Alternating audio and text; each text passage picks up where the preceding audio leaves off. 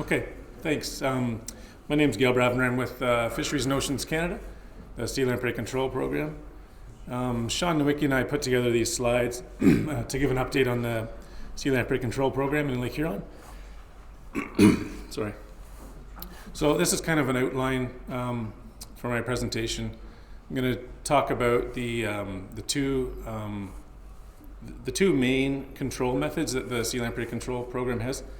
Barriers, which contain the larval sea lamprey to the lower reaches of rivers, and then lampricides, which eliminate those larval sea lamprey before they can go out and feed on fish.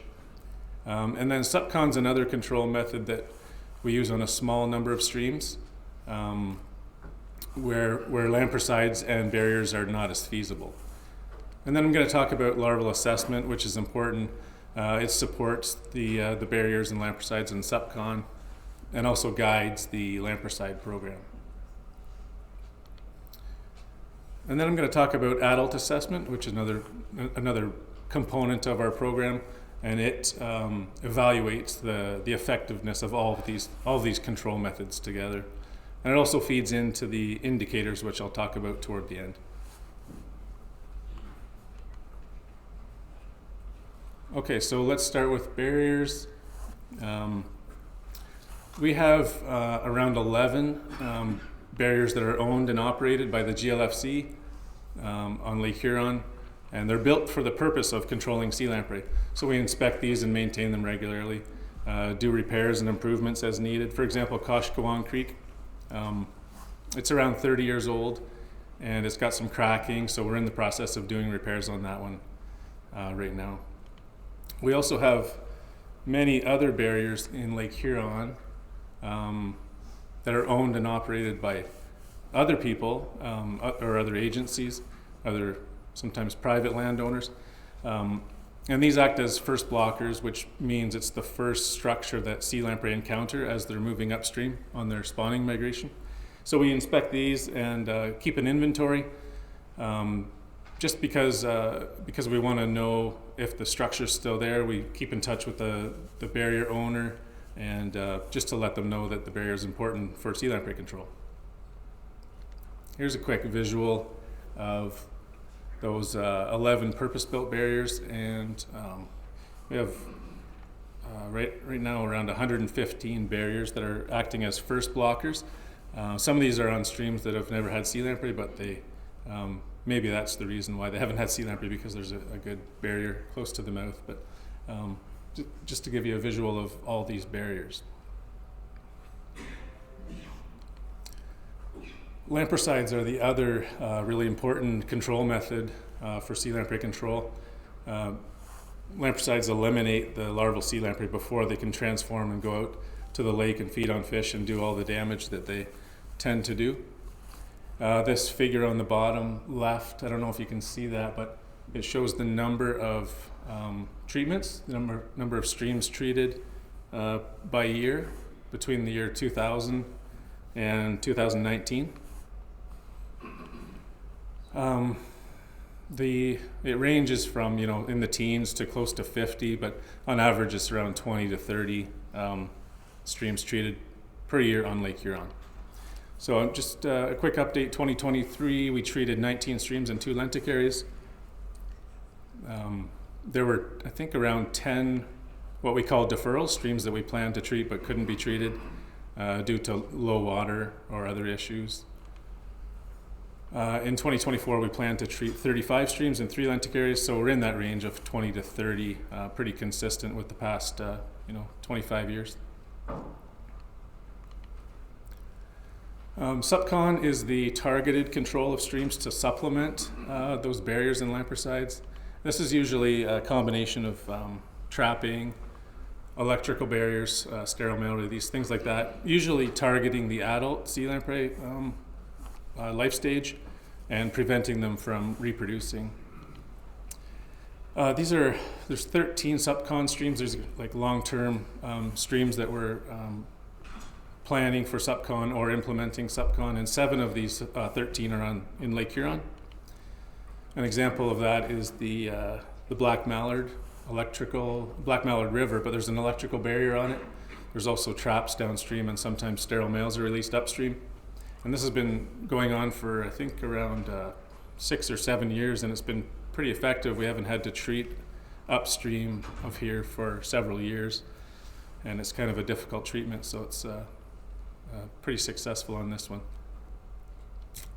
Larval assessment's another really important component to evaluate those control methods that I talked about.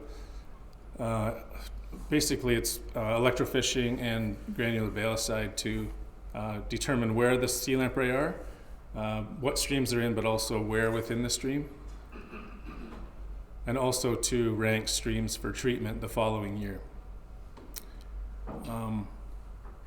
And actually also to evaluate the effectiveness of those barriers. We can check upstream to see if the sea lamprey are getting above those barriers. So in 2023, we assessed 154 tributaries, 16 lentic areas. New populations were found in 2 streams, residuals from treatment in 1 stream, and populations were found above barriers in 3 streams. So you might be wondering, what does that mean? 154 tributaries, is that enough? Because Lake Huron's so huge, it's 5,000 kilometers of shoreline if you include the islands. 1,700 tributaries. So if sea lamprey were using these, most of these 1,700 tributaries, it would be a real problem, and 154 wouldn't be enough. But luckily for us, there's only 133 streams in Lake Huron with a history of sea lamprey.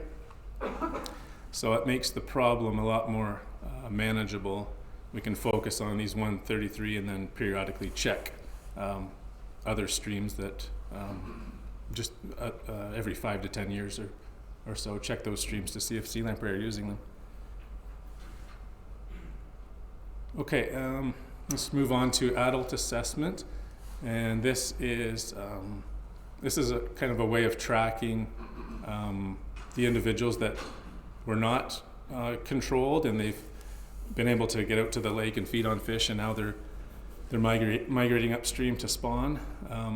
So we've got trapping and mark recapture protocols being implemented on 6 different streams, shown here on the map, and those population estimates are summed to give the adult indexes, which is one of our indicators, and I'll talk about that in a second. One noteworthy thing from 2023 is a new permanent trap on the East Dog Ray was operated for the first time. Okay, so now let's jump into the indicators. We've got 2 of them, and these are related to the Fish Community Objective from 1995. The objective for sea lamprey is to reduce sea lamprey abundance to allow the achievement of other fish community objectives. So it's kind of vague, but it's just basically just keeping that sea lamprey abundance as low as possible. There was another objective, which I didn't include because it's kind of outdated. It talks about reducing the population by the year 2000 by a certain percentage, and then by another percentage by the year 2010. So I'm going to focus on this one, just trying to reduce the abundance, and we have 2 indicators for this. We've got wounding on lake trout, which we call the marking rate, and then that adult index that I just talked about. The wounding on lake trout is the number of A1 to A3 wounds per 100 lake trout, greater than 533 millimeters. Our target is 5, and that target of 5 equates to an acceptable annual sea lamprey-induced mortality rate of 5%. So that's the idea, is to keep that wounding rate low so that other restoration efforts and rehabilitation of other species can succeed. For the adult index, like I mentioned, it's the sum of the mark recapture population estimates from those 6 streams, and the target here is 31,300, and that's based on a bit of math where we took a quarter of the mean index value from 89 to 93. Okay, so those are our 2 indexes. I'll just get into some figures here to show you where we're at with these. Unlike pretty much every other fish species, we're trying to drive the population down below our target instead of trying to get up above our target. So this, we use the 3-year mean. I should say this figure showing the points are the annual number of wounds per 100 lake trout, and the green line is the 3-year mean. So we use the 3-year mean to determine whether we're at the target or not. So in this case, right now we're sitting at 5.2, so we would say we're above the target, even though it's close and it's looking pretty good, pretty encouraging compared to the whole time series. We're above target right now. And because it's the state of the lake reporting period, I wanted to zoom in on this time period, 2018 to 2022, and just compare that as a 5-year chunk to all the other 5-year chunks of the time series. And this is the lowest 5-year time period, although we're still above target, if we take the 5-year mean of that one. Okay, so we'll go to the adult index. That's similar. The blue line is showing the 3-year mean, which we use to determine if we're at the target.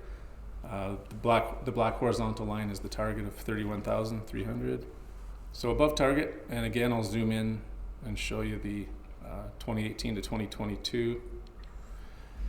So obviously we're above target for that 5-year mean as well. And there was actually one other 5-year time period that's slightly lower, and it was the previous one, 2013 to 2017, but it's still above the target.